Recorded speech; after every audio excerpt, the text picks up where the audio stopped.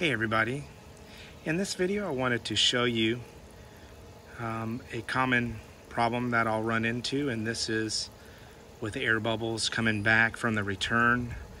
This is an older pool and I noticed that. So the first thing that I'm going to check, which I already have checked, is going to be the skimmer. And what happens is air is going to be channeled through the leaves back into the pump, and the pump is going to take on air, and that's going to slow down the process of priming. So we're going to come over here and look at it, and as you can see, have a whole bunch of air in there. So if you ever run into this problem, the first thing that you're going to want to check is your skimmers and pump baskets. Make sure they're cleaned out.